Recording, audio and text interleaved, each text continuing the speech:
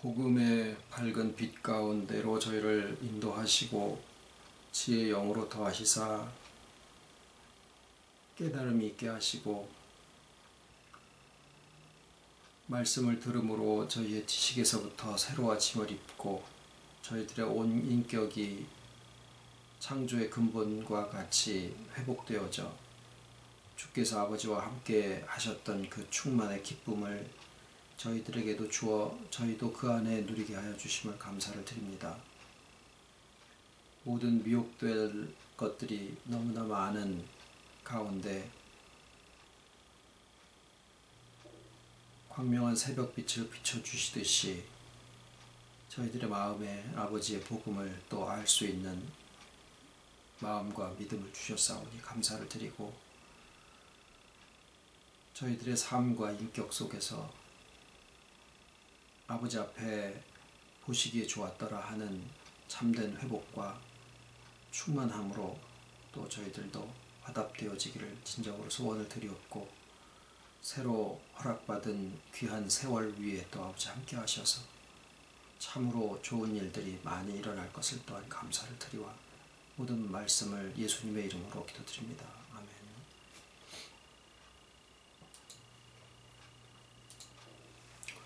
오늘 말씀은 창세기 3장 22절로 24절까지입니다. 창세기 3장 22절 여호와 하나님이 가라사대 보라 이 사람이 선악을 아는 일에 우리 중 하나같이 되었으니 그가 그 손을 들어 생명나무 실과도 따먹고 영생할까 하노라 하시고 여호와 하나님의 에덴 동산에서 그 사람을 내어 보내어 그의 근본된 토지를 갈게 하시니라. 이같이 하나님이 그 사람을 쫓아내시고 에덴 동산 동편에 그룹들과 두루 도는 화영검을 두어 생명나무의 길을 지키게 하시니라.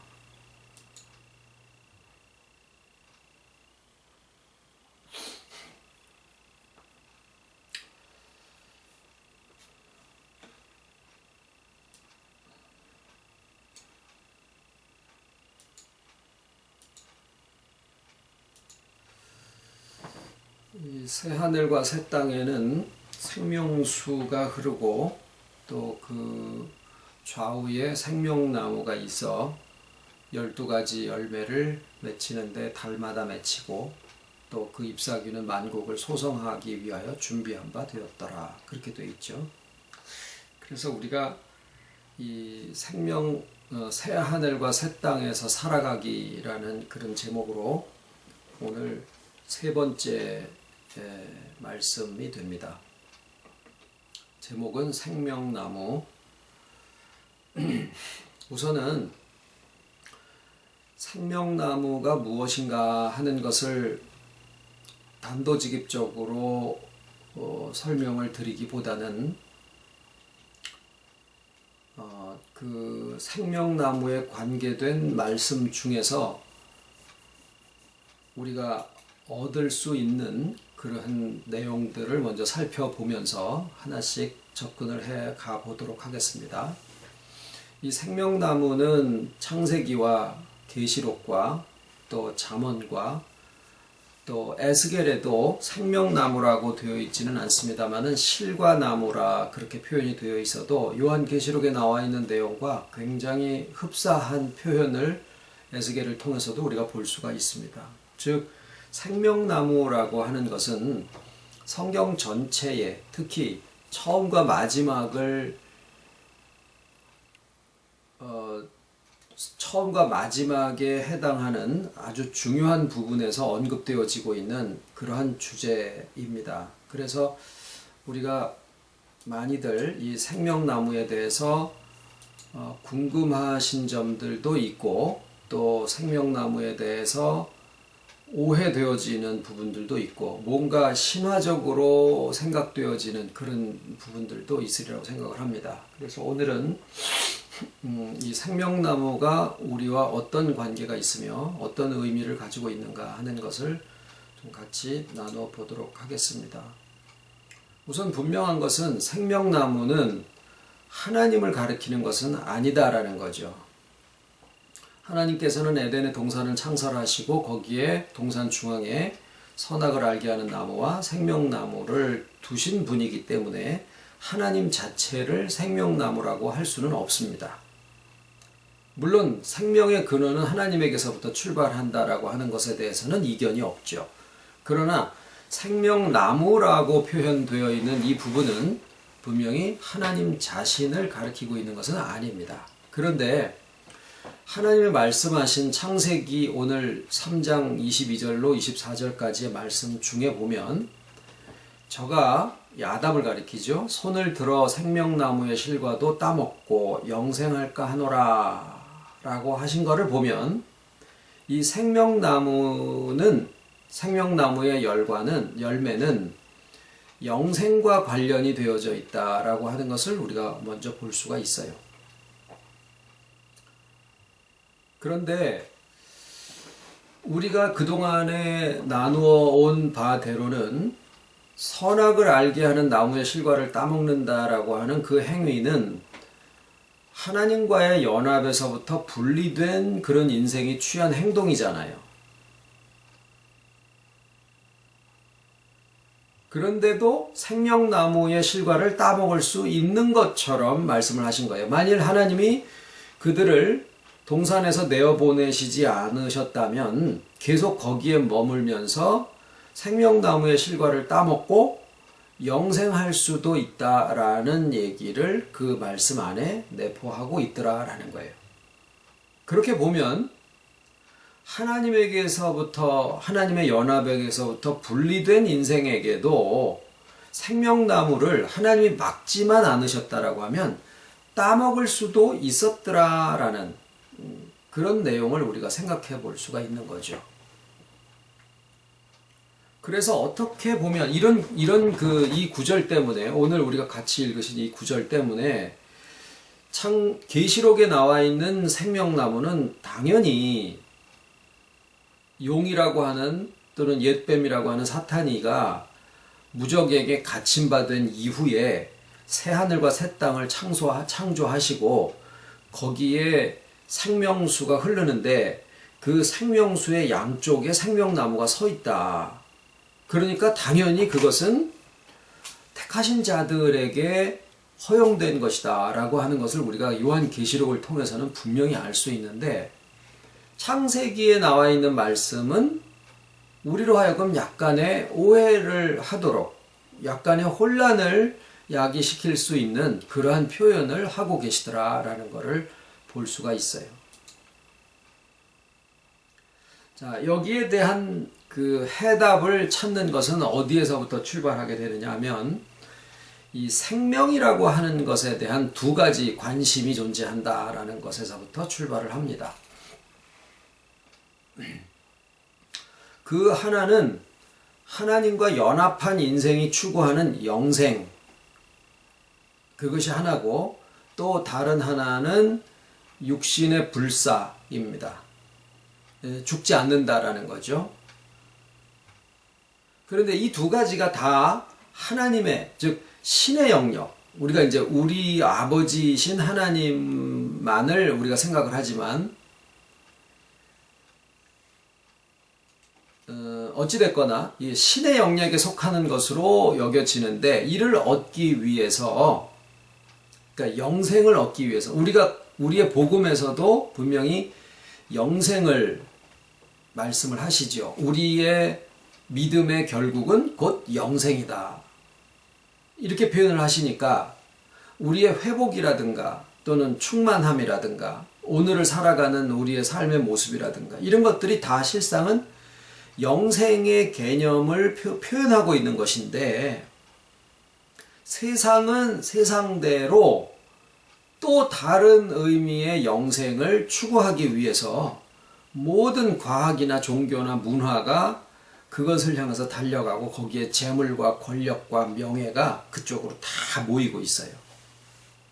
물론 역사적으로 역사를 통해서 볼 때 얼마나 많은 사람들이 우리가 진시황의 삼천 동자를 불로초라는 것을 찾기 위해서 동방으로 보냈다. 이런 얘기도 들어보신 바가 있고, 또 어떤 여왕은 괴기스럽게도 젊은 여자의 피를 받아가지고 거기에다가 목욕을 했다. 이런 끔찍한 얘기들도 있고, 늙지 않는 피부를 얻기 위해서 어린아이를 뵌 엄마의 젖을 짜서 그걸로 목욕을 했다. 별별 이야기들이 다 있는데, 그런 것들이 다 뭐냐면, 돈 없고 권력 없고 빽 없는 사람들은 꿈도 꿔볼 수 없는데, 어떤 사람들이 다 예를 들어서 소유가 굉장히 많아요.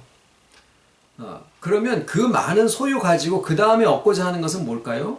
불사의 세계, 늙지 않는 세계, 노화가 없는 세계, 또는 죽지 않는 세계, 이런 것을 위해서 하고 있습니다. 지금은 사람들이 이제 150년을 산다, 500년을 산다, 이런 방법론들이 지금 많이 나오고 있습니다. 줄기세포를 지금도 텍사스인가 어디에 가면은 은행이 있어서 아직은 그걸로다가 나한테 주입을 해서 이거 노화를 방지하는 기술이 아직 발전이 안 돼 있으니까 나중에 50년 후에 그것을 냉동고에서 다시 꺼내가지고 나한테 주입을 하면은 내가 500년을 살 수 있다. 이런 얘기도 있고, 동양의학에서도 그렇고 서양의학에서도 그렇고 이 노화 방지와 장수와 결국에는 불사를 향해서 가겠다라는 그러한 염원들이 굉장히 나오는데, 쉽게 얘기하면 그것도 돈 있는 사람들 하는 얘기다라는 거예요. 그리고 돈은 어디에 모이느냐? 권력의 중심에 모이게 됩니다. 명예를 쫓기도 하고, 그리고 그것을 기술적으로 뒷받침해 주는 것은 과학이고, 또 동양 철학이나 이런 데서는 그것들을 이제 종교와 접목을 시키기도 하고, 꼭 종교는 아니라고 하더라도 어떤 기나 이런 것들이 다 총동원돼서 지금 얻고자 하는 것이 뭐냐 하면 두 가지인데, 첫 번째는 표현되기는 불사예요, 불사. 그런데 현대의학이 그것을 불사라고 얘기를 하지 않고, 처음에는 다 뭐라고 얘기냐면 불치병을 고치기 위해서라는 미명하에 시작을 합니다. 그러나 내용적으로 가서 보면 아주 오래된 염원, 즉 사람이 죽지 않는다라는 그것을 향해서 가는 거죠. 그걸 뭐라고 표현합니까? 영생이라고 하는 거예요. 늙지 않고 죽지 않고 영생한다. 그런데 이제 그것을 얻을 수 있는 자가 어떤 자들이냐? 우선은 돈이 있고, 그 다음에 권력이 있고, 그 다음에 종교의 힘을 빌어서, 또는 도나 기의 능력을 빌어서, 또는 과학과 기술의 힘을 빌어서, 이런 것들이 서로 전혀 무관한 것처럼 보이지만 실상 내용적으로 방법론이 다른 것이지 그 안에 추구하는 목표나 염원은 다르지 않습니다. 똑같습니다. 그런데요, 지금 몇 가지 열거한 이런 내용들은 실상 우리가 지난주까지 같이 나누어진 말씀 속에 하나님과 분리된 인생이 자기의 소멸성을 인식하게 됐을 때, 그 소멸성에서부터 자기 자신을 영존하는 존재로, 다시 말하면 비교급이 누구밖에 없냐면 하나님밖에 없었어요. 그러니까 신적인 세계를 경험을 한 존재가 하나님에게서부터 분리돼서 나온 다음에 자기가 흙으로 지어져서 소멸되는 그런 존재다라고 하는 것을 인식하게 됐을 때, 그것을 덮어서 그 신적인 경지에 도달하기 위한 세 가지의 방법, 즉 소유의 우상을 만들고 권력의 우상을 만들고 자의의 우상을 만든다라고 하는 것인데, 이 세 가지의 이름이 다 뭐냐면 나예요, 나. 소유가 많아졌을 때도 나고, 권력이 많아졌을 때도 그 권력을 나라고 생각하고, 뭔가 도를 닦든지 종교의 어떤 경지에 오르든지 과학의 어떤 수준에 다다랐을 때 결국 그것이 뭐가 되느냐면은 나 자신이 된다라는 거죠. 그런데 그 나라고 하는 것이 결국에는 하나님과 분리된 인생이 결국 그 하나님을 대체한 그 자리에 무엇이 생겨지느냐면은 나 자신이라는 이름의 우상을 만들어서 그걸 나라고 생각하면서 그것을 섬기고 살게 된다라는 거예요. 그럼 결국에 뭘까요? 그 이름 속에서 그 내가 돈이 얼만큼 있으면은 궁극의 부자가 될까요? 빌 게이츠가 있고 무슨 뭐 워렌 버핏이 있고 뭐 또 지금은 중국에 무슨 뭐 또 누가 있고 이제 하지만 뭐 순위가 자꾸 바뀝니다만 그 사람들이 세계 제1의 부자가 됐다 그래가지고 그 부자를 자기가 만족하고 살까요? 그 부로 자기가 만족하고 살까요? 절대 그렇지 않습니다. 작년보다 올해 돈이 많아졌어도 불안해. 왜냐하면은 재작년보다 작년에 많아진 그 부보다 작년보다 오늘 많아진 부의 양이 적으면은 그것도 망하는 거라고 생각을 하더라라는 거예요. 궁극적인 부는 없는데 그 궁극적인 어떤 부가 만약에 있다고 한번 해보시자 그 말이에요. 그러면 어떻게 될까요? 그 사람은 반드시 자타가 자신이 스스로 하기도 하고 다른 사람들에 의해서도 사람의 이 일반적인 수준을 뛰어넘는 신적인 권위를 부여받게 됩니다. 그것은 권력에 대해서도 똑같은 상황이 벌어지게 돼요. 권력이 속성이 내가 어떤 권력의 정점에 섰다. 결코 그걸 권력의 정점이라고 생각하지 않고 더 큰, 그래서 결국에는 뭐냐면 세상을 다 통일하고자 하는 히틀러나 무솔리니나 무슨 모택동이나 이런 사람들처럼 되는 것인데 그 권력이 전체가 다 해서 세계를 다 자기 손아귀에 넣는 그런 권력을 가졌다 손치더라도 그러고 난 다음에 필연적으로 그 다음에 추구하는 바가 뭘까요? 진시황처럼 불사에 그 다음에 신적인 권위를 부여받게 된다라는 거예요. 종교로 돌아가 봅시다. 종교도 다르지 않다라는 거예요. 종교도 결국에는 하나님을 떠난 분리된 인생이 하나님과 같은 그 신적인 세계의 완전함을 추구하기 위해서 만들어낸 또 하나의 방편일 뿐이지 않다라는 거예요. 방편에 지나지 않는다라는 거예요. 그러니까 소유의 우상이나 권력의 우상과 자의의 우상 속에서 만들어지는 그런 종교라고 할까 과학이라고 할까 이런 것들을 통해서 어떤 것을 추구하고자 하는 그 욕구가 다르지 않다라는 거예요. 그것을 성경은 단적으로 선악을 알게 하는 나무의 실과를 따먹고 그것으로 하나님과 같은 완전한 지혜를 얻고자 하였더라 라고 정의를 하고 있는 거예요.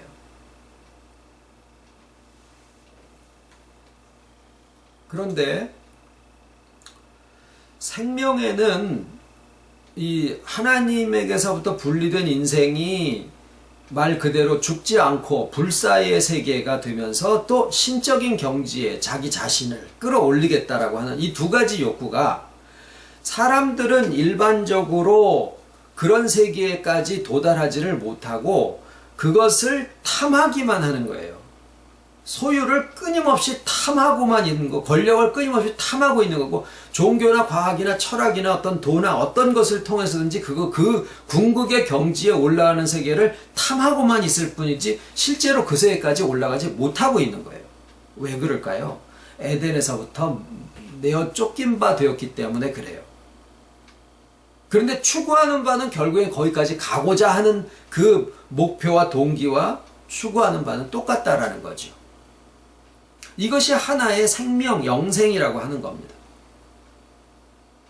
또 하나는 뭐냐면은 하나님의 택하신 자녀들에게 부여하시는 하나님 주와 연합한 그 가운데서 누리게 되는 영생에 근거한 오늘을 살아가는 그 영생, 그거예요.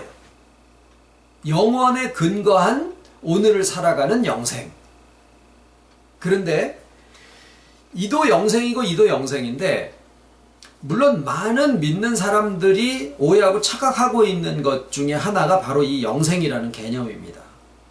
지금 우리가 나누는 것처럼 하나님 부활하신 주님과 연합함으로써 하나님과 그러니까 결국 하나님과 연합한 거죠. 하나님과의 연합을 회복함으로써 영원에 근거한 오늘을 살아가는 그 영생을 우리가 복음에서 가진 영생인데 많은 믿는 사람들이 착각하기를 불사, 육체에 불사든지 아니면은 천국에 가서 영원히 죽지 않고 사는 것이든 어떤 그 시간적으로 영원히 살아가는 그것을 영생이라고 착각하게 그렇게 배워오고 있었더라라는 거예요. 그런 데서는 무슨 궁금증이 생기냐면 지옥 가서 영생하는 사람도 결국 영생 아닌가 이런 생각을 하기는 하죠.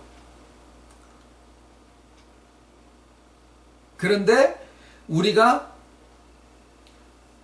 영원이라는 세계에 대해서 누차 말씀을 드렸지만은 영원은 시간이 무한히 있는 세계를 얘기하는 게 아니라 그랬죠. 영원은 시간이 존재하지 않는 세계다. 사람이 죽으면 영원에 속한 존재가 돼서 내가 언제 죽었다라는 것을 계산하고 있지 않습니다. 이 세상에 시간의 흐름 속에서 살아가는 사람들이 지금이 아버님 기일이시네, 우리 할머니 돌아가신 지가 지금 15년 되셨네, 이런 식으로 계산을 하고 있을 뿐이지 실제로 육체를 벗으시고 그 영원에 속하신 분들에게는 시간이라는 개념 자체가 존재하지 않는 그런 세계다라는 거예요. 하나님은 그 영원에 존재하시면서 시간의 흐름 속에 있는 이 세상을 주관하고 계신 분이시죠. 그래서 영생은 똑같은 표현인데 택하신 자들이 생각하는 참된 의미의 영생은 하나님께서 분리된 인생이 추구하는 바의 신적 경지와 같은 그런 영생하고 개념이 다르다라는 거예요. 그러니까 걱정할 게 없는 것은 우리들의 영생을 하나님과 분리된 인생들이 결코 빼앗아갈 수가 없고 그들은 관심도 두지 않는다라는 거예요. 영원에 근거한 오늘을 살아가는 그 하나님의 생명의 영생이 그들에게 무슨 관심이 있고 무슨 가치 있는 것으로 보여지겠느냐라는 거죠.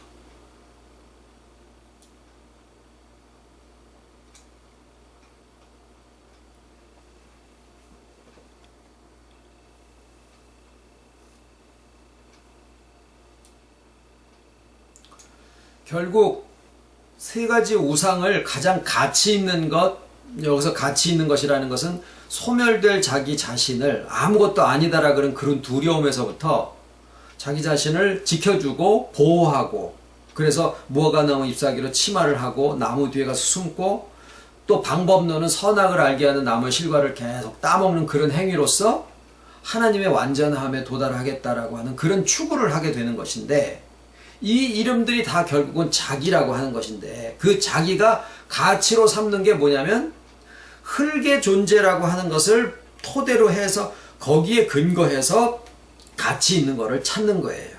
목표는 하나님이 보여주신 그 신적인 경지, 그 완전함, 그거를 추구하고자 하는 거죠.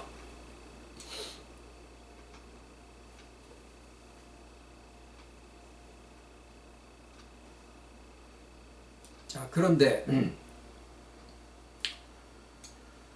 만약에 하나님께서 아담과 해와를 에덴 동산에서 내어보내지 않으셨더라면 생명나무의 실과도 따먹고 그들이 영생할까? 그러니까 영생을 할지도 모르니까 그들을 내어보내야 되겠다, 그 얘기시거든요. 그러니까 생명나무의 실과를 따먹고 영생하지 못하도록 그들을 에덴 동산에 내어보내셨다, 이런 뜻이에요. 거꾸로 얘기하면은 선악을 알게 하는 나무의 실과를 따먹은 그들이 생명나무의 실과를 따먹으면은 영생을 한다라는 거죠.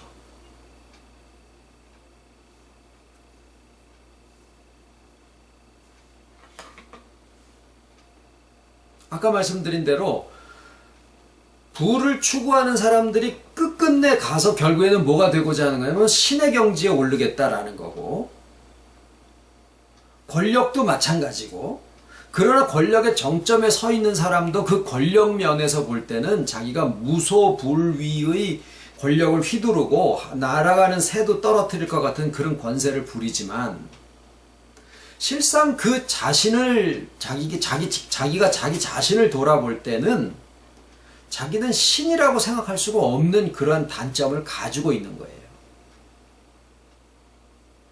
종교도 마찬가지고요. 결국에는 하나님은 모든 것을 추구하는 그 욕구는 그냥 나비려 두셨지만 선악을 알게 하는 나무의 실과를 따먹는 걸 가지고 뭐라고 하지는 못하신 거예요. 하지만 그들로 하여금 생명나무가 되는 그 세계까지는 들어가지 못하도록 내보내셨다라는 거죠. 그래서 사람들이 신적인 경지에 도달하고자 하지만 실상은 신의 경지에까지 도달하지는 못하도록 해놓으신 거예요.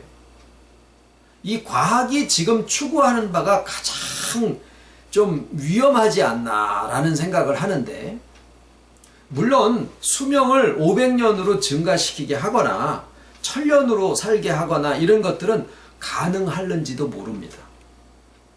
그거는 10살 때 죽는 사람을 좀 오래도록 해서 80살, 90살까지 살게 하는 것과 같이 인간의 수명이 뭐 더 연장된다고 해서 그것이 꼭 신의 경지에 올랐다라고 할 것은 아니다라는 거죠. 그냥 의학의 경지에서 가능한 일들이겠죠. 소유나 권력도 마찬가지예요.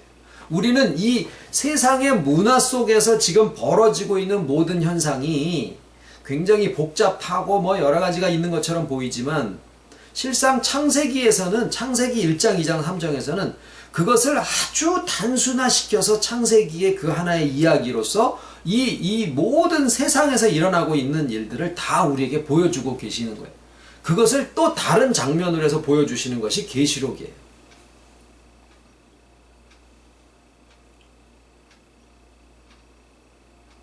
그래서 창세기와 계시록을 맞추어서 우리가 보면 사람들의 마음속에서 추구하는 바가 무엇이냐라고 하는 것이 대통령에서부터 거지에 이르기까지 그 모든 사람들과 그 모든 사람들에게서 나오는 욕구와 그 문화와 사상과 철학과 과학과 종교 할 것 없이 그 모든 게 다 우리 눈 안에는 창세기 1, 2, 3장으로 해서 다 분별이 되어지고 분류가 되어질 수 있다라는 거죠.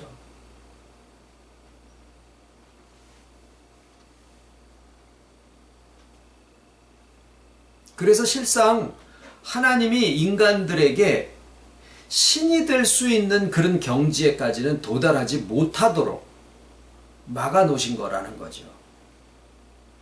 다 자기 자신을 우상의 대상으로 해서 소유의 우상, 권력의 우상, 자의의 우상을 만들어서 그것을 섬기는데 끊임없이 포도주에 취하고 그것을 욕구를 하지만은 결국에는 궁극에 도달할 수 없는 그러한 존재로 되어 있는 것이 바로 인간 군상들의 모습입니다.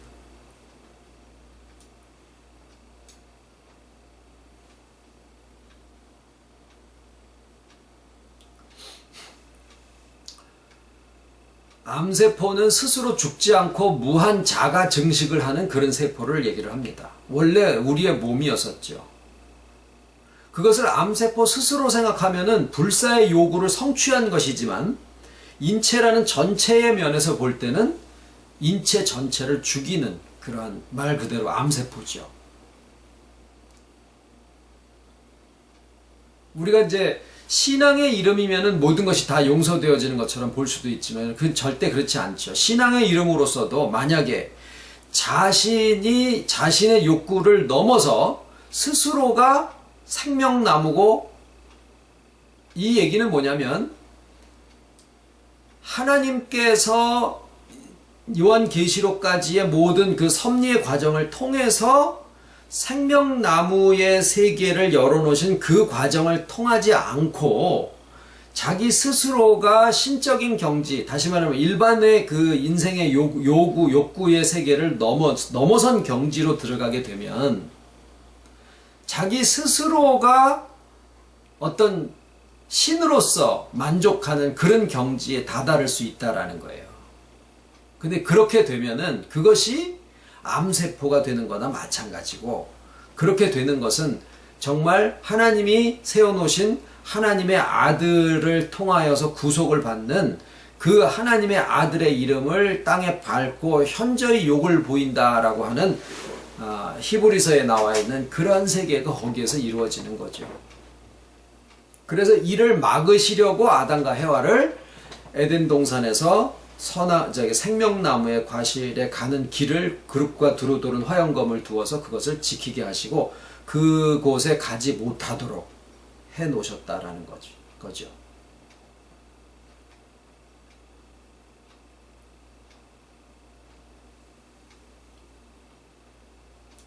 결국 생명나무는 계시록에 보면은 분명히 허락이 되게 되어 있고, 또 에덴 동산에 이미 지난번에 이제 질문하신 내용 중에 우리 영의 죽음이 언제서부터냐라는 그런 질문이 있었어요.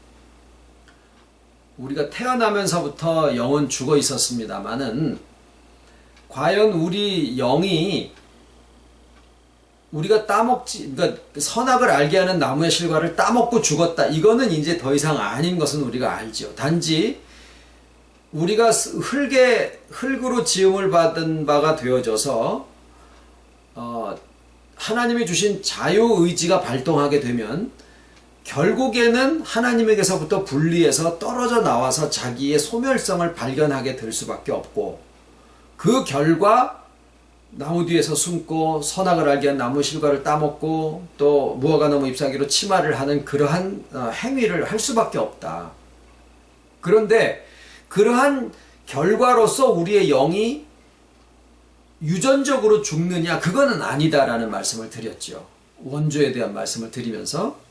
근데 이제 그때 영이 죽은 것이 언제냐라는 설명을, 하나님의 작정하심은 하나님이 영원 속에서 하신 내적인 사역이시기 때문에, 영원이라는 세계 속에서는 하나님의 존재하심과 작정하심과 그 다음에 모든 섭리에 대한 것들이 이미 작정 속에서 다 성취된 것과 같다. 왜? 과거, 현재, 미래라는 것이 따로 존재하지 않기 때문에. 그래서 하나님의 작정하심, 하나님의 존재와 작정하심 속에서 자유의지와 하나님의 주권과만 놓고 보면 결국에는 자유의지로 인해서 흙으로 지어진 바 된 인생은 하나님에게서 분립을 될 수밖에 없는 것이고, 그 다음에 그 하나님의 작정 속에 예수 그리스도를 통한 구속이 성취가 되어지는 것이 그 안에 포함이 되어지면, 택하신 자들의 영을 하나님이 예수 그리스도로 통해서 택하신 자들의 영을 다시 만나서 그들을 회복하시고 또 소생하게 하는 역사가 하나님의 그 존재 안에서 이미 영원의 세계 속에서는 다 이루어진 일이다라는 말씀을 드렸어요. 그런데 그것을 과거형으로 말씀드리지 않는 이유는, 이게 현재 우리가 살고 있는 시간의 흐름 속에서 나타날 때는 시간의 흐름의 과정을 통해서 이루어지는 것이기 때문이다라는 말씀을 드렸죠. 그래서 우리의 영을 주님이 살려주실 때, 즉 택하신 자들의 영을 살려주시는 그 역사는 역사적으로는 죽으신 이후에 다시 살아나시기까지의 그 2박 3일 그 사이에 이루어진 일이지만은, 실제 세계 속에서 이루어진 게 아니라 영원 속에서 이루어진 일이라, 하나님의 존재와 작정 안에 있는 그 영원이랑 차이가 없이 그 모든 역사가 진행됐다라는 그런 말씀을 드렸어요.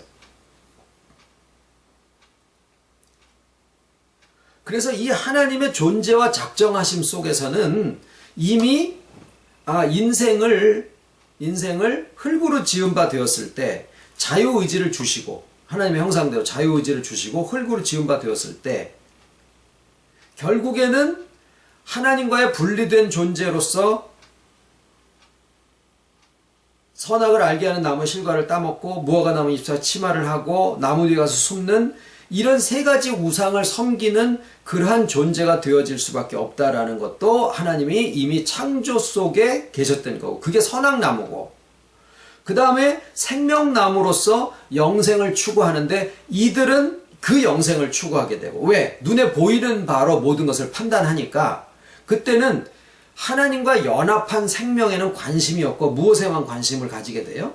눈에 보이는 생명에만 관심을 가지게 된다라는 거예요. 그것을 신적인 경지라고 생각을 한다는 거죠. 그래서 결국에는 저들이 생각하는 신적인 경지, 종교와 도 닦는 것과 무슨 과학과 철학과 권력과 소유의 모든 것들을 막론하고, 그들이 생각하는 신적인 경지라는 것은 눈에 보이는 세계가 어떻게 움직여져 가는 그것을 신처럼 움직인다라고 하는 거기에만 관심을 두게 된다라는 거예요. 그러니까 그들은 절대로 하나님과 연합하여져서 그 안에 있는 영생, 즉 영원에 근거한 오늘 하루를 살아가는 그 영생에 대해서는 결코 알 수 없게 된다는 거죠. 이것이 하나님이 에덴 동산에서 그들을 내어보내고 생명나무의 길을 막으셨는데, 결국에는 그들은 그런 이유로 해서 영생은 가지지 못하게 되는 것이고, 신의 경지에는 결국엔 도달할 수 없다라는 결론이에요. 하나님이 그들을 내보내셨기 때문에. 그리고 오로지 한 가지 방편은 뭐냐면, 하나님께서 열어놓으신, 존재와 작정 속에서 열어놓으신 한 가지의 생명나무의 길이 있을 뿐이에요. 그것이 왜 창조의 에덴 동산의 중앙에 있을 수 있었냐면, 하나님의 작정 속에서는 이미 그것이 성취되어진 일이기 때문에 그래요. 선악을 알게 하는 나무의 실과와 같은 그러한 종류의 삶을 살아갈 인생들도 하나님의 작정 속에서 이미 결정이 되어 있던 것처럼, 택하신 자들을 회복시키시는 생명나무의 그 길도 역시 하나님의 작정 속에서 이미 결정이 되어 있는 일이기 때문에 때를 따라서 창조를 하실 때 에덴 동산 중앙에 그것이 놓여 있었더라라는 거죠. 그런데 계시록에는 뭐라고 표현을 하십니까? 이제 여기에 우리의 복음이 있는 거예요.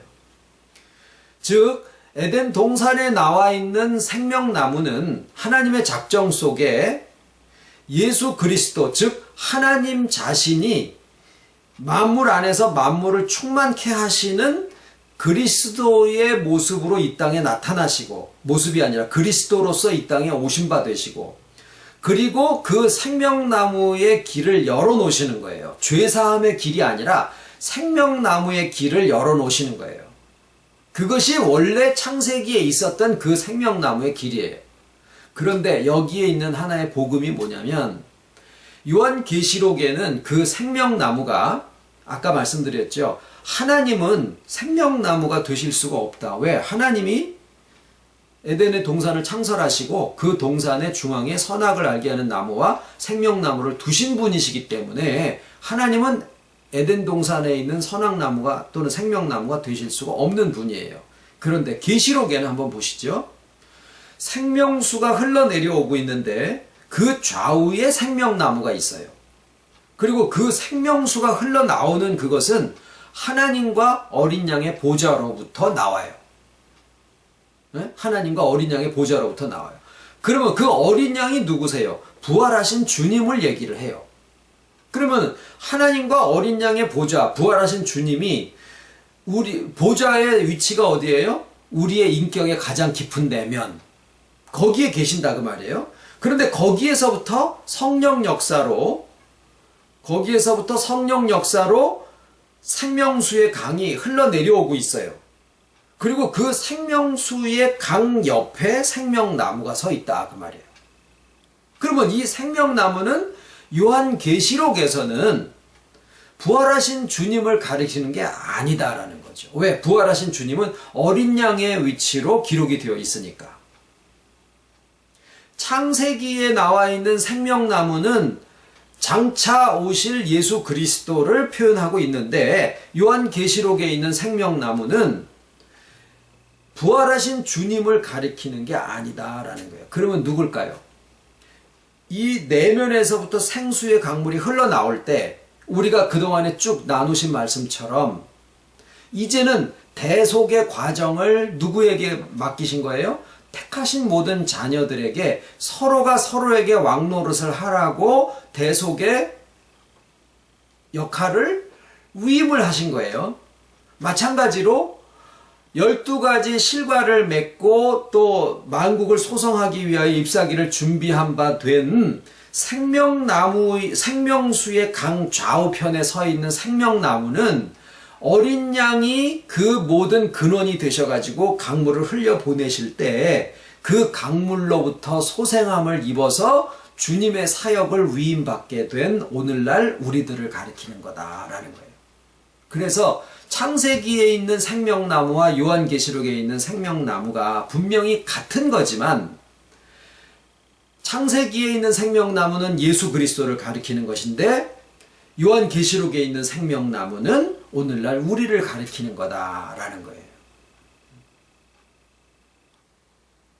그것이 새하늘과 새 땅에서 살아가는 하나님의 택하신 자들, 회복하고 충만해진 자들에게 그리스도의 직분이 위임되어져서 그 역할을 하면서 살아가는 그러한 삶의 모습, 영원에 근거한 오늘 하루를 살아가는 그러한 영생을 살아가는 그러한 사람들을 얘기를 한다라는 거죠. 기도하겠습니다.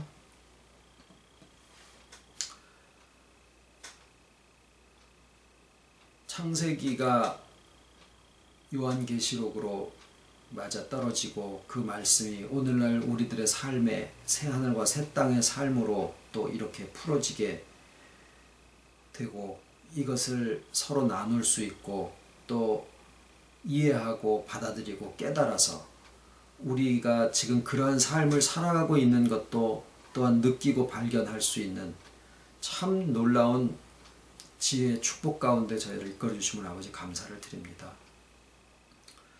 저희들이 수고하고 힘써서 노력해서 얻은 자의적인 결과가 아니고 오직 주신 복음을 듣고 그 들음에서 생긴 믿음이 우리의 의가 되게 하시고 믿음에 근거한 우리의 삶이 진정 생명수의 흐름 속에서 회복되어져 생명나무의 그 모든 역할들을 오늘날 우리의 삶을 통해서 할 수 있도록 이 길을 또한 열어주셨사옵고 또 친히 우리와 살아 동행하시고 함께 하시는 삼위일체 하나님의 역사 가운데서 이 모든 것들이 증거되는 것을 또한 아버지 앞에 진정 감사를 드립니다.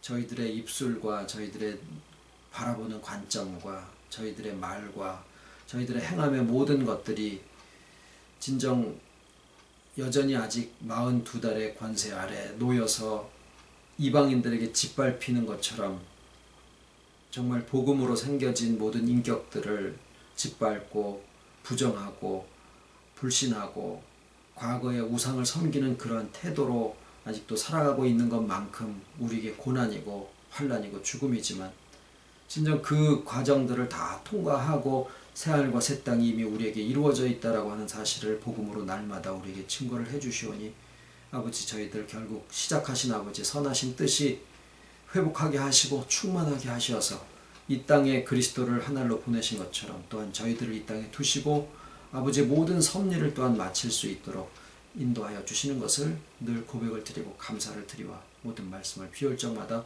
우리를 구속하신 예수님의 이름으로 기도드립니다. 아멘.